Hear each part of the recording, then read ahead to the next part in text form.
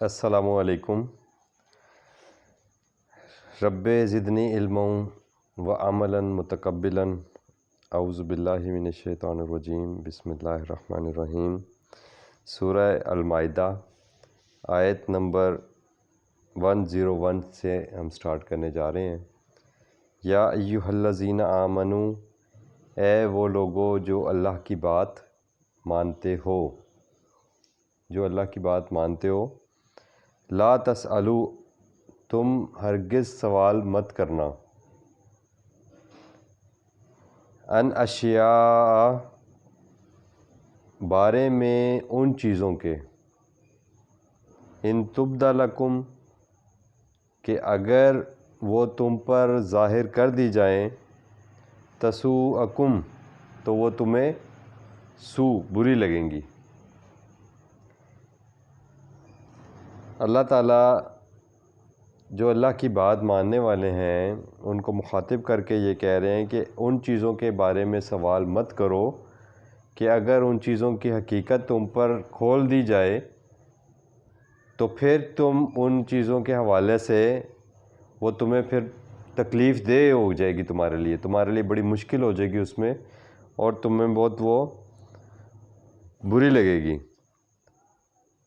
وَإِن تَسْأَلُوا، اور اگر تم نے سوال کیے، انہا، ایسی چیزوں کے بارے میں، ان کے بارے میں، حین ینزل القرآن،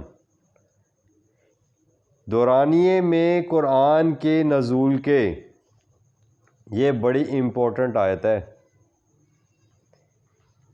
یہ آیت یہ بتا رہی ہے کہ دراصل جو دین کا ماخذ ہے، جو زندگی گزارنے کے اصول و ضوابط اور قواعد اللہ تعالیٰ نے دیے ہیں، جو قانون اللہ تعالیٰ نے دیا ہے، اس کا جو ماخذ ہے وہ قرآن ہے۔ حین ینزل القرآن، اس کا مطلب کیا ہوا کہ یہ بات رسول اکرم صلی اللہ علیہ وآلہ وسلم کے سامنے موجود صحابہ کرام اور جو ایمان والے لوگ ہیں ان کو یہ اللہ تعالیٰ خود سے یہ آگاہی دے رہے ہیں کہ وہ ایسی چیزوں کے بارے میں رسول اکرم صلی اللہ علیہ وآلہ وسلم سے مت پوچھیں کہ جیسا کہ ان چیزوں کی حقیقت ان پر کھل گئی تو ان کے لیے مشکل کھڑی ہو جائے گی۔ اور چونکہ یہ زمانہ نزول قرآن کا ہے کہ جب پیغمبر صلی اللہ علیہ وسلم موجود ہے تو تمہارا پوچھا گیا سوال قرآن میں آ جائے گا اس کا آنسر۔ تو اس کا مطلب کیا ہوا کہ جو بات قرآن میں آ جائے گی وہ بات حجت ہے، کیونکہ اللہ تعالیٰ نے سورہ قصص اس کی آیت نمبر 85 میں بتایا کہ الذی فرض علیک القرآن، اللہ نے آپ کے اوپر قرآن کو فرض کر دیا ہے، اور جو قرآن کی باؤنڈری کے اندر جو کچھ ہے وہی تم پر فرض ہے، اور وہی دین کا ماخذ ہے۔ یعنی آپ نے جو دین جو آپ کو دیا گیا ہے اس کو اخذ کہاں سے کرنا ہے؟ وہ قرآن سے کرنا ہے۔ اور سنت کا جو چشمہ ہے، سنت جو عمل رسول ہے، اس کی بنیاد، اس کا ماخذ بھی قرآن ہے۔ جب یہ کہا جاتا ہے نا کہ دین کا ماخذ قرآن و سنت ہے تو اس کا مطلب بین ہی یہی بنتا ہے کہ قرآن و سنت کا مطلب ہے قرآن ہی ماخذ ہے، سنت تو اس قرآن پر عمل کا نام ہے۔ چونکہ قرآن رسول اکرم صلی اللہ علیہ وسلم پر نازل ہوا تو قرآن کے سب سے پہلے مخاطب محمد رسول اللہ صلی اللہ علیہ وسلم ہے، تو سب سے پہلا عمل رسول اکرم صلی اللہ علیہ وسلم نے کیا، اور اسی قرآن نے پابند کر دیا تمام انسانیت کو کہ لَقَدْ كَانَ لَكُمْ رسول اللہ اسوۃ حسنہ، تمہارے اندر اب کیا ہے، تمہارے لیے جو رول ماڈل ہستی ہے جس کو دیکھ کر تم نے اپنے عمل کو اختیار کرنا ہے، وہ عمل کے لیے تمہارے لیے سٹینڈرڈ محمد رسول اللہ صلی اللہ علیہ وآلہ وسلم نبی آخر الزمان کی ذات ہے۔ تو اس کا مطلب یہ ہوا، اور ہم نے پچھلی 2-3 رکوع پہلے بھی ہم نے اس کے اوپر ڈیٹیل بات کی تھی جب ہم اطیع اللہ و اطیع الرسول کی بات کر رہے تھے، جہاں پر سورہ مائدہ کی آیت نمبر 92 اور 93 میں ہم نے بڑی ڈیٹیل سے وہ آیات دیکھیں، جس میں اللہ تعالیٰ نے یہ بتایا کہ اطیع اللہ و اطیع الرسول، یعنی رسول کی اطاعت دراصل من یطیع الرسول فقد اطاع اللہ، وہ اللہ کی اطاعت ہے۔ تو دراصل اللہ کی بات اور رسول کی بات ایک ہی بات ہے، اور وہ یہ قرآن ہے۔ انہ لقول رسول کریم، یہی قرآن ہی رسول کا قول ہے۔ اب اگر ہمارے ہاں وہی سارے کام ہوئے جو پہلے کی امتوں میں ہوتے رہے، جس کے بارے میں اللہ تعالیٰ نے آگاہی دی، سورہ بقرہ سے ہی اللہ تعالیٰ نے یہ آگاہی دینا شروع کر دی کہ جس طرح موسیٰ علیہ السلام سے سوال کیے بنی اسرائیل نے اپنے پیغمبروں سے، صرف موسیٰ علیہ السلام سے نہیں، اور پیغمبروں سے بھی جس طرح کے سوالات کیے، اور ہمیں وہاں پر بتایا گیا کہ تم ایسے سوال مت پوچھنا، اور یہاں آ کر اللہ تعالیٰ نے اس کو پن پوائنٹ کیا کہ ہینا ینزل القرآن، جب کہ یہ قرآن کے زمانہ نزول کا وقت ہے، تو اگر یہ قرآن میں آ گیا تو کیا ہوگا، تم پر وہ فرض ہو جائے گا، پھر تم اس سے بھاگ نہیں سکو گے، ادھر ادھر نہیں ہو سکو گے۔ تو یہ ہے قرآن کی اصل جو دین کا ماخذ ہے، اور سنت کا چشمہ قرآن ہی سے پھوٹتا ہے۔ اس لیے قرآن اور سنت یعنی حکم اور اس پر عمل، وہ ہمارے لیے دین کا ماخذ ہے، جبکہ جو دیگر کتابیں، روایات کی کتابیں جن کو دین کا ماخذ بتایا جاتا ہے، وہ رسول اکرم صلی اللہ علیہ وسلم کی زندگی کے حالات و واقعات کا بیان ہے۔ ان کتابوں کے ٹائٹل ہی یہی ہیں، جتنی بھی صحاح ستہ کتابیں، ان کے ٹائٹل انہوں نے کہیں نہیں لکھا، لکھنے والوں نے، امام بخاری نے، امام مسلم نے، کہ یہ حدیث رسول ہے یا یہ قول رسول ہے۔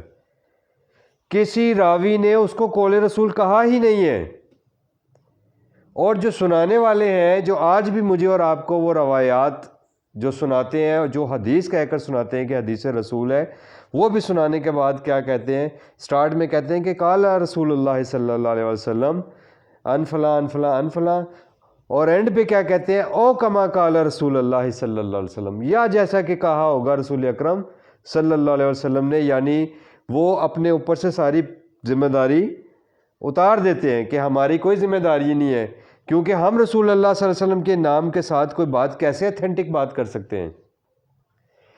میں یا آپ یا کوئی بھی شخص محمد رسول اللہ صلی اللہ علیہ وسلم کا نام لے کر کوئی اتھینٹک بات، کوئی کتاب بھی نہیں کر سکتی۔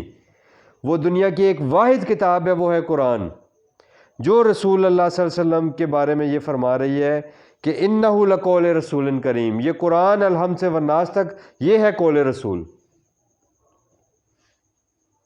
یہ بات اللہ نے ہمیں بتائی ہے کہ یہ قرآن میرے رسول محمد صلی اللہ علیہ وسلم کی زبان مبارک سے ادا ہوا، یہ ہے قول رسول۔ اب اس کے اکارڈنگلی آپ نے اپنی ساری چیزوں کو اٹیسٹ کرنا ہے، یہی دین کا ماخذ ہے۔ اگر اس میں سے آپ کو کوئی زندگی گزارنے کے حوالے سے گائیڈ لائن نہیں ملتی، اور اس کی تشریح آپ کو کہیں اور سے کی جاتی ہے اور آپ کو کہیں اور سے ملتا ہے، جی قرآن میں تو سب کچھ نہیں ہے، جو قرآن میں نہیں ہے وہ آپ پر فرض نہیں ہے، چاہے وہ آپ کو اللہ کے نام پر ملے یا رسول اللہ صلی اللہ علیہ وسلم کے نام پر ملے یا دین کے نام پر ملے، وہ آپ کے اوپر فرض نہیں ہے۔ ان الذی فرض علیک القرآن، اور یہ بات کہ جب تم پر قرآن کے زمانے میں نزول میں اگر تم نے یہ سوالات کیے تو پھر قرآن میں ان کا جواب آ جائے گا، یعنی پھر آپ پر یہ فرض ہو جائے گی۔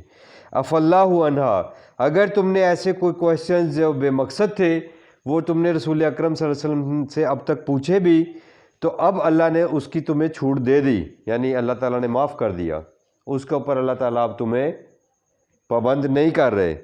واللہ غفور حلیم، اور بے شک اللہ تعالیٰ کور کر لینے والے ہیں۔ غفر سے ہے لفظ غفور، میں آپ کو اکثر بتاتا ہوں، غفر کہتے ہیں اس خود کو بھی جو جنگ کی حالت میں ایک ہیلمٹ پہنا جاتا ہے نا، لوہے کا خود اس کو بولتے ہیں، یا عربی میں غفر لحاف کو بھی بولتے ہیں، جو اوپر اوڑھ لیا جاتا ہے۔ اللہ تعالیٰ کور کرنے والے ہیں، غفورن بخشنے والے ہیں، تمہیں ڈھانپ لینے والے ہیں تمہاری خطاؤں اور تمہاری غلطیوں کو، حلیم ہیں، بردبار ہیں، محبت کرنے والے ہیں۔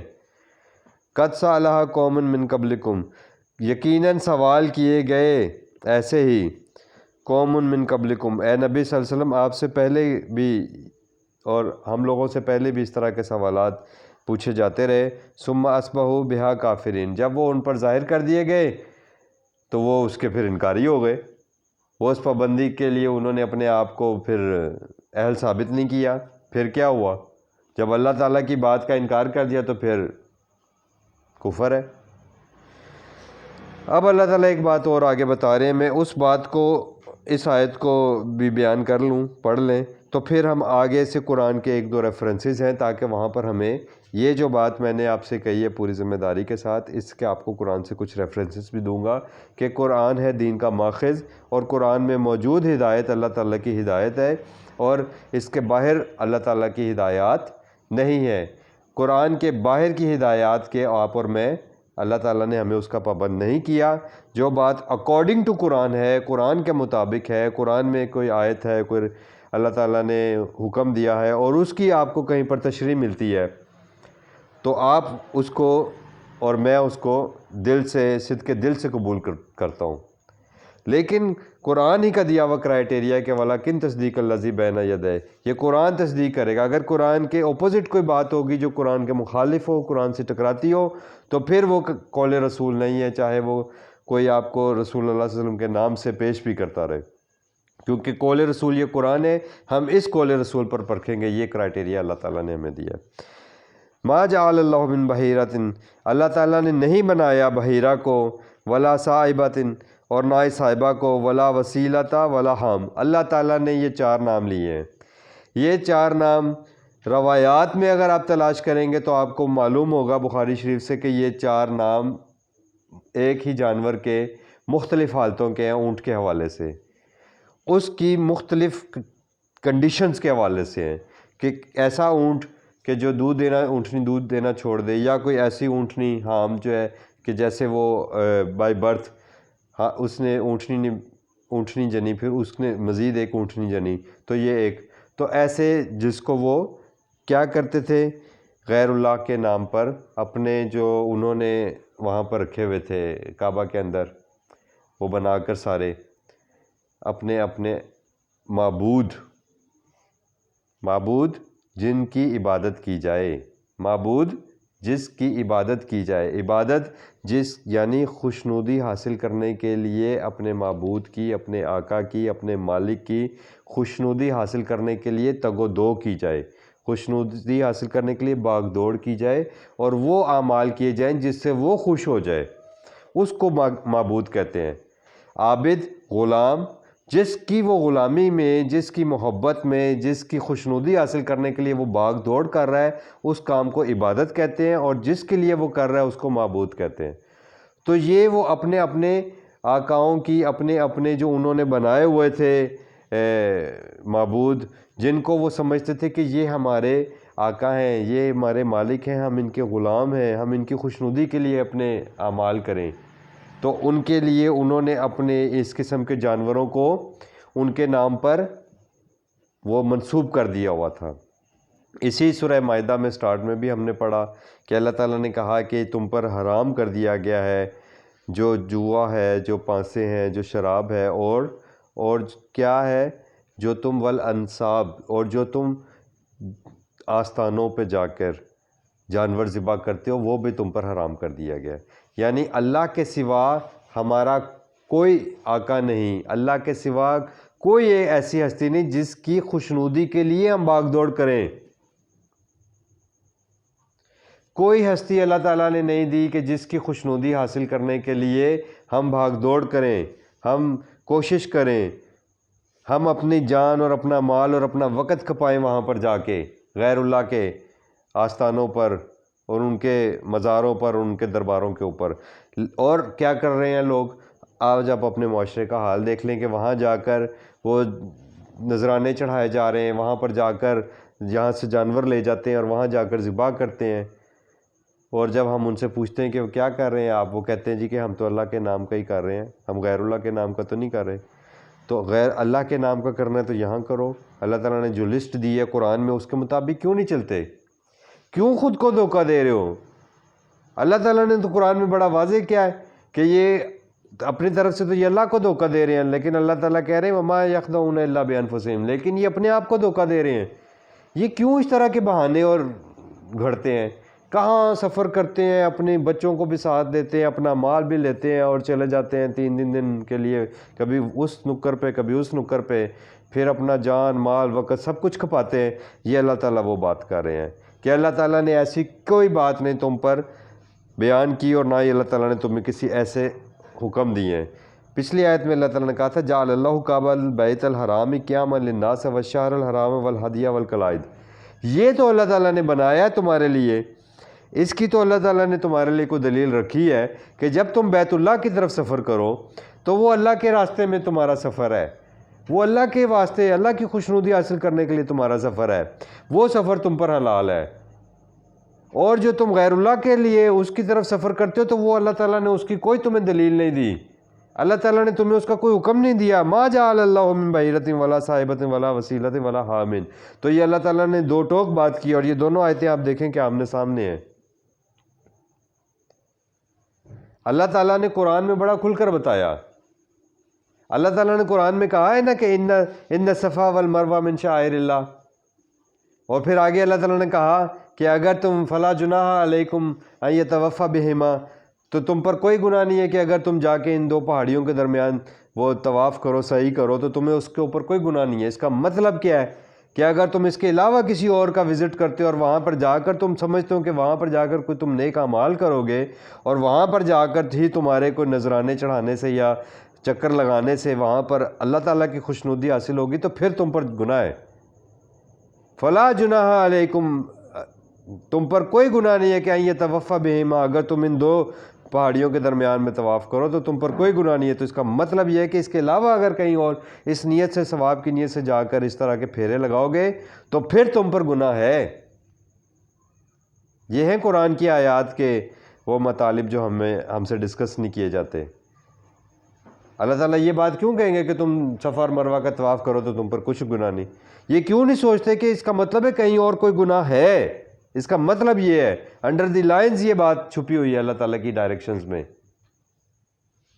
تو اللہ تعالیٰ نے ایسی کوئی تمہارے لیے دلیل نہیں بنائی۔ وَلَٰكِنَّ الَّذِينَ كَفَرُوا، ہاں لیکن ایسے لوگ بھی ہیں جو اللہ کی بات کا انکار کرتے ہیں۔ اللہ کی بات کہاں ہے؟ حِينَ يُنَزَّلُ القرآن، قرآن کے اندر ہے اللہ کی بات۔ جو لوگ اللہ کی بات کا انکار کرتے ہیں، یفترون علی اللہ الکذب، اور کیا کرتے ہیں؟ وہ گھڑ لیتے ہیں خود سے اللہ تعالیٰ کے بارے میں جھوٹی روایات، جھوٹے قصے کہانیاں گھڑ لیتے ہیں، اور لوگ ہیں وہ مست ہیں۔ کوئی نہیں پوچھتا کہ بھائی کہاں سے آپ ہم سے بات کر رہے ہیں، آپ کے پاس کہاں دلیل ہے؟ قرآن سے ہمیں دکھائیے نا، ہمیں کھول کر ترجمے کے ساتھ قرآن پڑھائیے۔ چونکہ عوام کو ترجمے سے قرآن پڑھنا ہی نہیں ہے، تو وہ لوگ فائدہ اٹھا رہے ہیں جن کی وہ آڈینس ہے۔ وہ کہتے ہیں ہمارا نظام چل رہا ہے، ہمارے چندے نذرانے کا سسٹم چل رہا ہے، ہمیں کیا ضرورت ہے لوگوں کو بتائیں؟ جب کوئی پوچھے گا اس کو بتا دیں کہ اچھا بھائی زیادہ بزید ہو تو نہ کرو۔ لیکن لوگ اندھے اور بہرے ہو کر، اللہ تعالیٰ نے کہا صم بکم عمی فہم لا یرجعون، یہ تو ان کا رویہ یہ ہے انسانیت کا کہ یہ اندھے بہرے اور گونگے بنے ہوئے ہیں، تو یہ کیسے لوٹیں گے اللہ کے کلام کی طرف؟ نہیں لوٹیں گے بھائی۔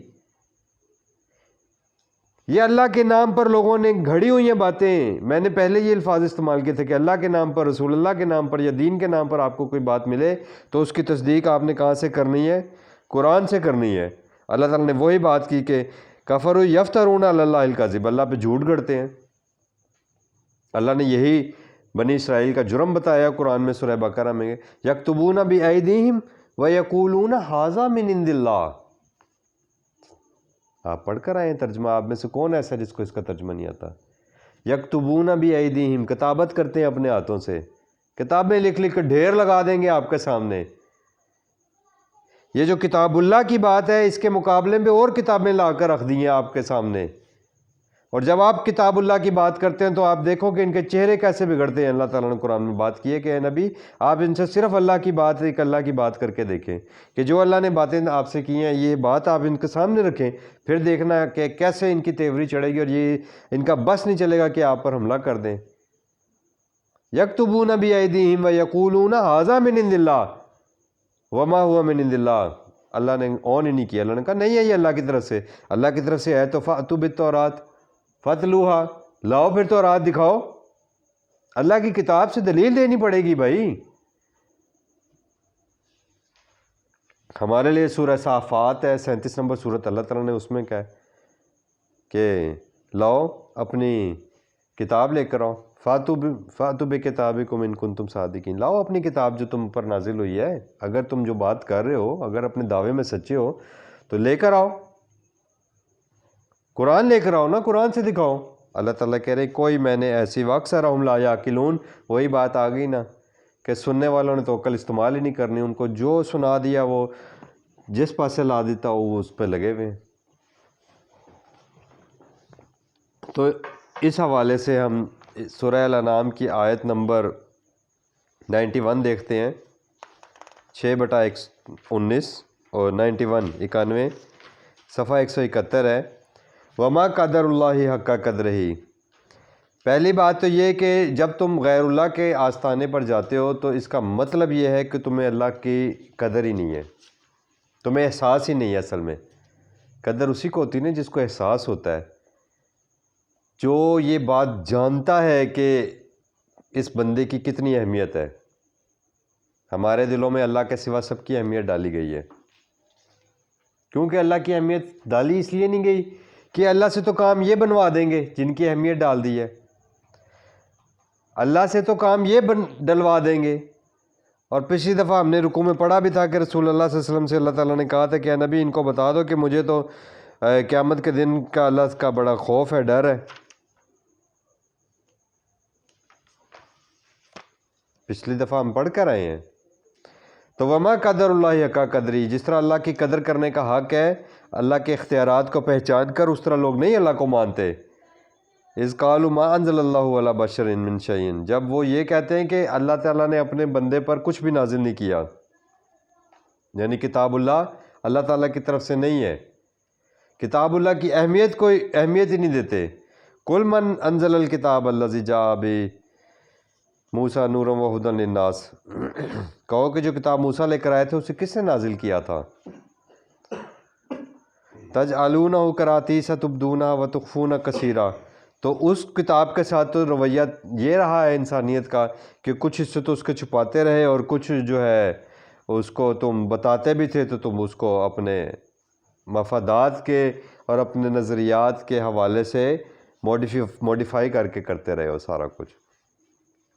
وَعَلِّمْتُم مَّا لَمْ تَعْلَمُوا، حالانکہ تم کو وہ باتیں بتائی گئی ہیں جن کو تم نہ جانتے تھے، انتم ولا آباؤکم، نہ ہی تمہارے باپ دادا جانتے تھے۔ یعنی باپ دادا نے کسی بنیاد پر، کسی دلیل پر یہ جو روایات اور قصے اس بنیاد پر تو اپنے زندگی گزارنے کی بنیاد رکھی، لیکن کتاب اللہ سے نہیں رکھی۔ تو اللہ تعالیٰ نے کہا کہ ہم نے پھر ان کو کیا دی؟ کتاب اللہ دی۔ قل اللہ، اے نبی صلی اللہ علیہ وسلم آپ قل اللہ کہ آپ ان کو بتائیے کہ یہ جو کتاب ہوتی ہے یہ اللہ ہی نازل کرتا ہے، ثم ذرہم فی خوضہم یلعبون، لیکن یہ لوگ کیا کر رہے ہیں؟ اپنے بیہودہ خیالات اور اپنے خود ساختہ ان کھیل میں مشغول ہیں۔ وَحَاذَا کتاب انزلناہ مبارک، اور یہ قرآن اللہ تعالیٰ نے اس لیے نازل کیا ہے کہ یہ مبارک ہے، بابرکت ہے، مصدق الذی بین یدیہ، جو میں آپ سے بات کر رہا تھا۔ ان الذی فرض علیک القرآن، ہم پر یہ قرآن فرض ہے، اور اگر ہمیں قرآن کے علاوہ کوئی بات بتائی جائے تو پھر کیا کرنا ہے؟ مصدق الذی بین یدیہ، جو کچھ بھی ہاتھوں میں آئے، جو کچھ بھی آپ کو پیش کیا جائے اس کی تصدیق کہاں سے کرنی ہے؟ قرآن سے کرنی ہے۔ یہ اللہ تعالیٰ نے اس کا مقصد بتایا ہے کتاب کا۔ اور نیچے اللہ تعالیٰ 93 آیت میں بتا رہے ہیں کہ ومن اظلم ممن افترى علی اللہ کذب، اس سے بڑھ کر ظالم کون ہوگا کہ جو اللہ تعالیٰ کے اوپر جھوٹی روایات گھڑے۔ تو یہ ہے بات اللہ تعالیٰ نے جو یہاں پر کہی ہے۔ اسی طرح ہم آگے اسی کی سورہ الانعام کی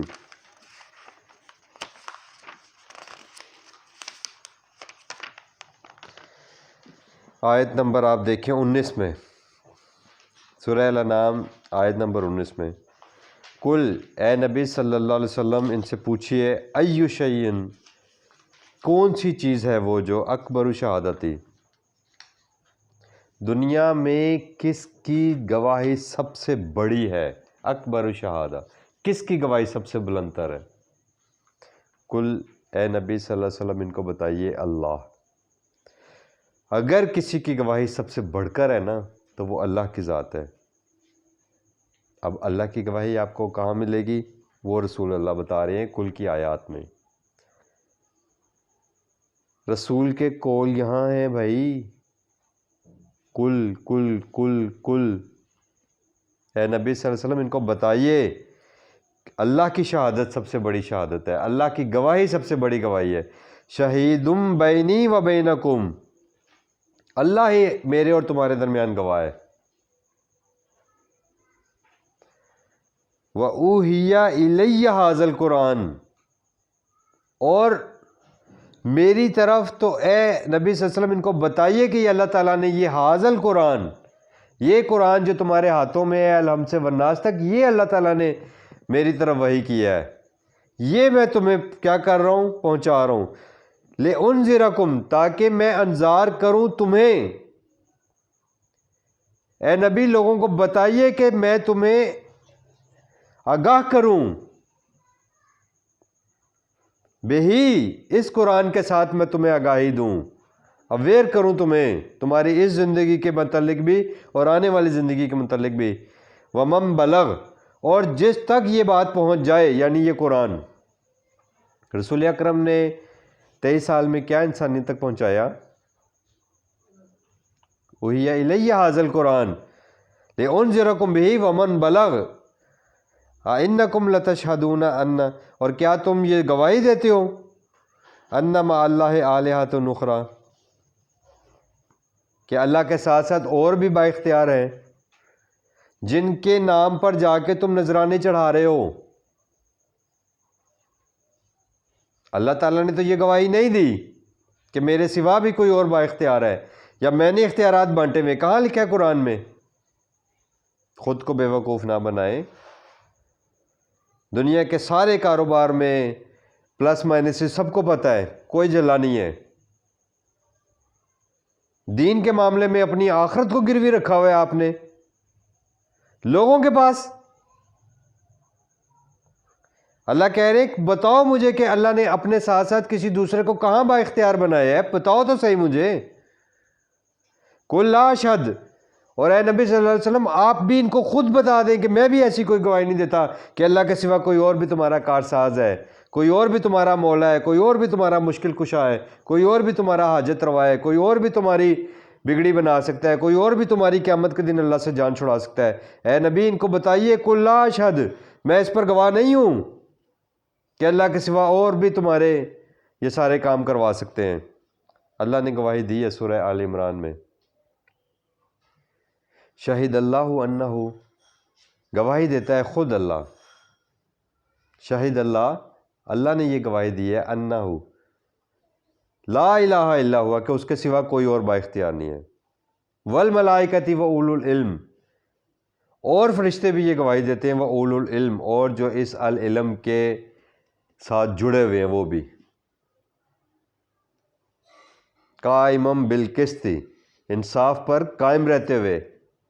انصاف پر اگر آج پوری دنیا کے انسان کو، کسی بھی انسان کو آپ پکڑ لیں، ہندو مسلم سکھ عیسائی، اس سے پوچھیں کہ اللہ تعالیٰ نے جو قرآن میں سوالات کیے ہیں کہ من خلق السماوات والارض، لا یقولون اللہ، جھٹ کہے گا کہ اللہ نے۔ آپ پوچھیں تو صحیح، اپنے اندر کی آواز سے پوچھیں کہ آپ کی تخلیق کس نے کی ہے، کائنات کی تخلیق کس نے کی ہے۔ لیکن آپ انصاف پر قائم بالقسط، اگر آپ انصاف پر قائم ہوں گے تو آپ یہ بات کریں گے نا، آپ نے تو انصاف کا دامن ہی چھوڑا ہوا ہے۔ بل ہم قوم یعدلون، سورہ نمل۔ تم تو وہ قوم ہو جو اللہ کو اور غیر اللہ کو برابر کر دیتے ہو۔ کچھ تو شرم کرو، کچھ تو حیا کھاؤ، اللہ کا وما قدر اللہ کا قدر، کچھ تو قدر کرو اللہ کی۔ اللہ نے کہا تھا میں تمہیں آزماؤں گا مال سے، جان سے اور سب چیزوں سے، تو تم نکل پڑے کہ جی کاروبار نہیں چل رہا تو فلانے کے در پہ جاؤ، اولاد نہیں ہو رہی تو فلانے۔ اللہ نے کہا تھا میں تو آزماؤں گا، تمہیں ٹیسٹ کروں گا، تم نے دعویٰ کیا ہے کہ ہم تو مسلمان ہیں، ہم اللہ کو مانتے ہیں، تو پھر میں تمہیں ٹیسٹ تو کروں گا۔ تم ٹیسٹ جیسے ہی میں تمہیں کسی امتحان میں ڈالتا ہوں تم ادھر ادھر بھاگتے ہو۔ یہ تمہارا اللہ تعالیٰ کے اوپر ایمان ہے، یہ تمہارا اللہ تعالیٰ کے ساتھ پختگی ہے۔ کل لا اشہد، اے نبی صلی اللہ علیہ وسلم ان کو بتا دیجئے کہ میں اللہ کے ساتھ کسی اور کے متعلق یہ گواہی نہیں دیتا کہ وہ بھی اللہ کے ساتھ ساتھ کوئی اختیار رکھتے ہیں۔ کل انما ہوا الہ واحد، اور اے نبی صلی اللہ علیہ وسلم آپ ان کو بتا دیجئے کہ وہ اللہ ایک واحد ایک ہی ذات ہے جو با اختیار ہے۔ وَإِنَّنِي، اور بے شک میں، اب رسول اکرم ان کو اپنا عقیدہ بھی بتا دو، وَإِنَّنِي کہ بے شک در حقیقت میں میں بری ہوں، وہی لفظ ہے جو اردو میں بولا جاتا ہے، I am not responsible مما تشرکون، جو تم کام کر رہے ہو نا یہ شرک ہے اور میں اس شرک سے بری ہوں۔ اور پھر نیچے وہی آیت آ رہی ہے 21 میں کہ وَمَنْ أَظْلَمُ مِمَّنِ افْتَرَىٰ عَلَى اللَّهِ الْكَذِبَ، اور اس سے بڑھ کر ظالم کون ہوگا جو اللہ تعالیٰ کے اوپر جھوٹ گھڑے۔